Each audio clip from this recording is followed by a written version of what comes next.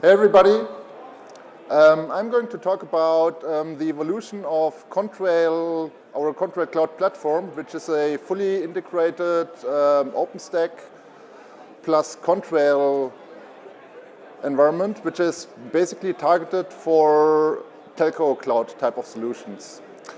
So let me go to the overview. The main customer base for Contrail Cloud is SP. So we are focusing the server provider market for initially tier 2 and tier 3 providers. It provides a fully integrated network function virtualization stack, offering solutions for different types of NFVs. It is centered around different type of use cases in the telco cloud space. So it's going around virtual CPE, virtual IMS, providing telco cloud stacks for mobile packet cores and so on. And it is built to provide high reliability and also high resiliency. So that is being done using additional tools like AppFormix, for example, which gives you some level of service assurance. And last but not least, it's also designed to provide a managed offering. So it's all coming from a single vendor. The go-to-market slide, we can see that we have basically two separate solutions here. So the first one is centered around things like virtual IMS, and then we have things like virtual CPE. But the important thing is on the Contrail Cloud managed solution, it's always going to be the same stack. So basically on the operating system side, we're based on Red Hat Enterprise Linux. The OpenStack is also being provided by Red Hat. On the networking side, we're talking about Contrail networking, which will support every kind of network infrastructure. So we can provide standard network interface cards. We provide DPDK for enhanced packet processing, but also, if required, smart NICs, where we download the Contrail vRouter directly onto the NIC. On the networking side, we are using Juniper MX devices for the data center gateways, so interfacing with the wide area network. On the switching side, it's going to be a compilation of QFX devices for spine and leaf type of networks. On the compute side, basically all we need is some kind of x86 servers. As you can see here on the Contrail Cloud architecture slide, we do have our centralized control plane where we have our configuration and control elements. We have some analytics, we have databases, and then left and right we show the data plane components, which are basically the compute nodes managing or holding the virtual network functions. Again, base operating system is going to be RHEL, and the OpenStack platform is OSP. Then for doing the deployment, the configuration and the lifecycle management, OpenStack Director is being used, so everything is fully integrated with OOO. This includes the full instantiation of the infrastructure, including operating system, OpenStack plus Contrail. So, on the Red Hat side, why did we choose OSP for the base platform? First of all, Red Hat with OpenStack today provides high sophisticated configuration options for VNF type of workloads. So you have CPU pinning, you have the NUMA scheduling, it supports huge pages, everything required for running DPDK kind of workloads. Also, the VNFs can be configured as real-time, which is important if you want to run things like zero packet loss environments. And Nova instances, so the VNFs, can be configured in HA zones. Then OSP today supports out-of-the-box enhanced packet processing technologies, like, for example, DPDK, SRIOV, and also VirtIO performance improvements.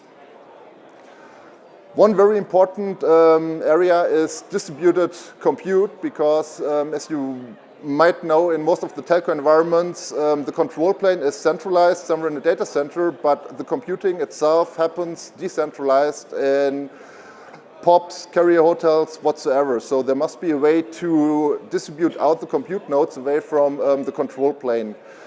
And that is supported today by OpenStack from Red Hat using Director, where you have the option to create your composable roles. So you can define different sets of roles, and you can also define where to deploy your processing power to. There will be some future enhancements coming up in OSP 13, which will also allow for things like spine and leaf networks. That's currently coming in the OO community with support for routed networks. And also in OSP 13 we will see the option for composable networks, where we can have a more defined setup of the remote networking infrastructure. As I said before, for deployment and lifecycle management, we are fully relying on OpenStack Director. So the deployment of OpenStack plus the deployment of Contrail is fully integrated into OSP Director. It's a single-click installation tool, so you define your environment templates which are matching your infrastructure. You define the number of network interface cards in your compute nodes, what networks are assigned to those interface cards, and then the installer is going to fully populate your environment, which includes the bootstrapping of the operating system, installation of OpenStack, plus the installation of Contrail, and the configuration of all the elements. So there's not a separate installation method or lifecycle management tool for OpenStack and Contrail. It's all fully integrated into OpenStack Director. On the telemetry side, the offer will include AppFormix. So AppFormix is going to be used to monitor the health of the environment and also the performance, and based on pre-generated and predefined alerts, AppFormix is going to take actions. For example, depending on what thresholds are being configured, it can scale up or scale down VNF instances based on the current utilization, based on whatever type of thresholds are being set in terms of CPU utilization, memory utilization, and so on.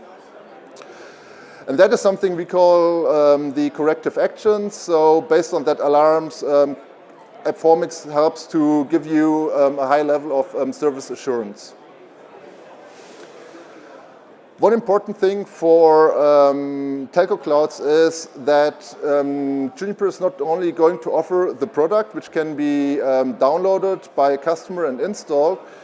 We go one step further and provide a full support model. So Juniper is going to be the single point of contact for the customer.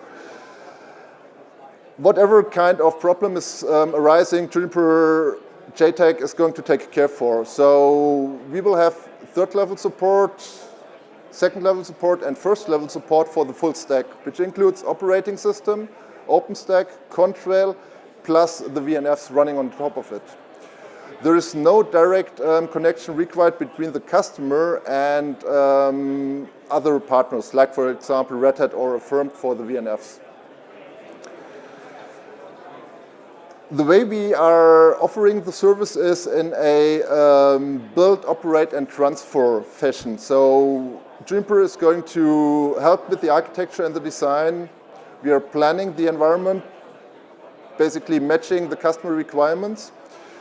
Juniper is going to operate the environment, and if required, it's also going to manage the environment for a period of time. And after a while, the environment, the operations of the environment can be transferred to the customer's help desk. If required, Juniper can also maintain the operation and the management of the environment for a period of time. On the roadmap, what we have is the initial offering, Contrail Cloud 10.0, which will be released around the December timeframe. The VNFs which are being certified are virtual SRX and Affirmed. The use case is mainly around small VPC type of environments. So we will provide the build and operate service.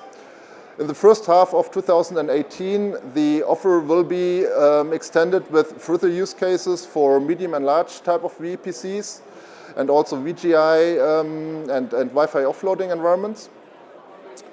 We will integrate our SmartNIC support, which is working today, but the deployment is not yet fully integrated. The installation will be performed fully automated, and we will also automate the ability to do minor upgrades and patches. In the second half of 2018, that depends on the release of OSP 13, when we will have control networking 5.0 and AppFormix 2.x. We will support the remote compute use case. That's basically the distribution of your compute power into different types of remote environments. And the VNFs will be enhanced for launching virtual MXs and virtual rod reflector. And use cases here are basically around edge computing, IoT, and virtual ISP, where we have the virtual rod reflectors, BNGs, and the PEs.